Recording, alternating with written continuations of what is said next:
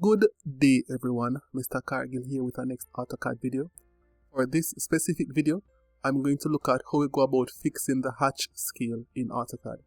So for example, let's say I have this rectangle here and I want to hatch it. So I'm going to click on hatch and let's say I want to select this hatch right here, ANSI 31. So I'm going to click on this one and then I am going to click in that rectangle because I want to hatch that rectangle. But as you can see, this hatch is showing as solid. The lines are not showing. So I have to zoom all the way in for the lines to show. How do I go about fixing this? Well, what you need to do is to adjust the scale. So I can click on the hatch. When I click on the hatch now, I get some information up here and down here. So I can change the scale right here where it says hatch pattern scale, or I could change it right here where it says scale.